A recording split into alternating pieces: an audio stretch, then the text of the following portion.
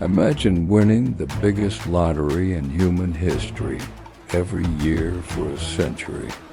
In 1545, Spain discovered Potosi, a mountain in the Andes so packed with silver that it would supply most of the world's money for 100 years.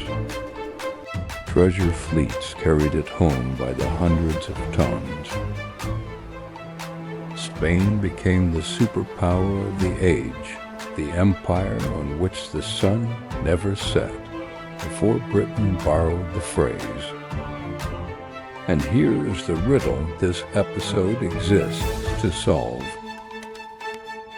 By 1600, with the silver still flowing, Spain was broke. Its king had defaulted on his debts 4 times. Its industries were dying.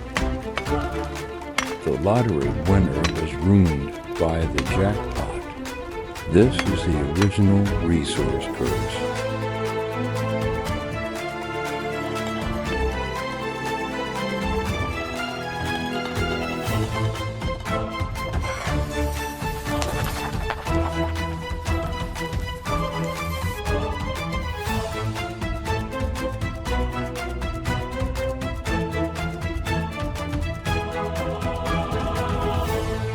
Potosi was less a mine than a machine for converting human lives into coins. At 4,000 meters altitude, tens of thousands of conscripted native workers and later enslaved Africans cut silver in conditions that killed without record. Honesty is part of this channel. Spain's silver century was built on their bones. The output was staggering. By some estimates, over 100,000 tons of silver crossed the Atlantic over the colonial era. The city of Potosi grew larger than Paris. Vale on Potosi, worth a Potosi, entered Spanish as the phrase for limitless wealth. Nobody asked the question this series always asks. What happens to the value of money when you double the amount of it? What happened was the price revolution, Europe's first great inflation, in an age with no printing press for money. It didn't need one. The mountain was the printing press. Across the 16th century, prices in Spain roughly quintupled. Contemporaries blamed greed, merchants, the weather.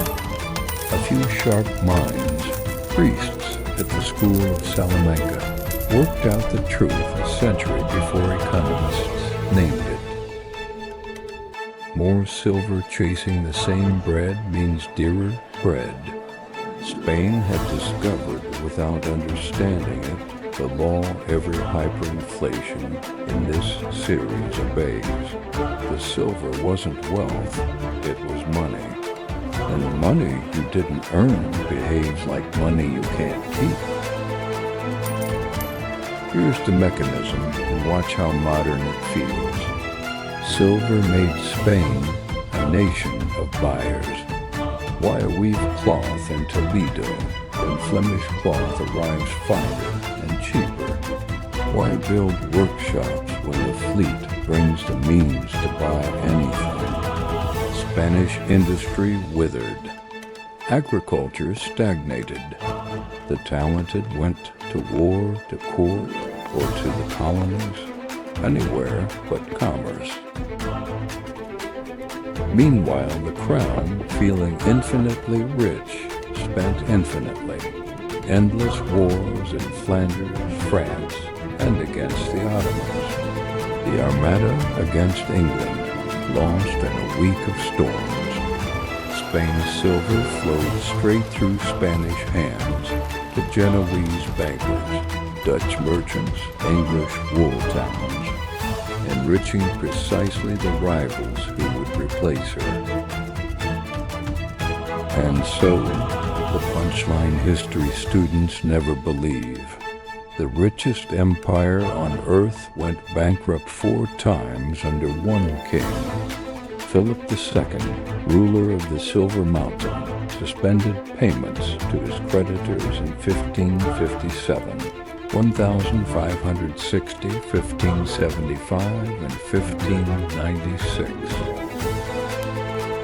Each time the Genoese bankers who financed the empire took their losses, raised their rates, and lent again at terms that mortgaged the next decade's silver before it left the Andes. By the 1590s, most of the fleet's treasure was spoken for before it docked in Seville. The empire wasn't living on wealth. It was living on an advance forever. The 17th century collected the debt. Silver output declined. The debased copper coinage at home, Spain literally ran short of its own silver, brought inflation and confusion.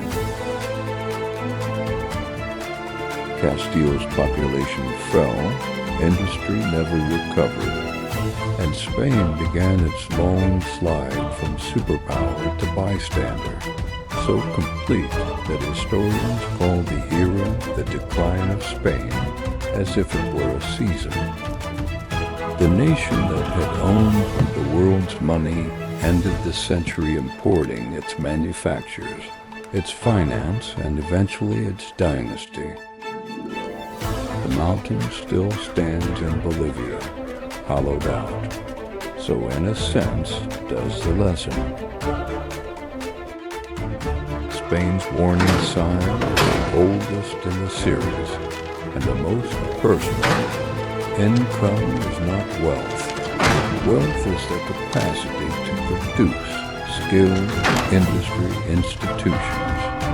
Income that arrives without production doesn't build that capacity. It quietly replaces it. That's true for empires with silver mountains, countries with oil. You remember Venezuela, and people with windfalls. When money arrives that you didn't build the machine for, the machine rusts. Tomorrow, revolutionary France tries to solve bankruptcy with confiscated church land and a printing press, and invents the paper money death spiral with a guillotine attached. A new fortune falls here every day. Subscribe.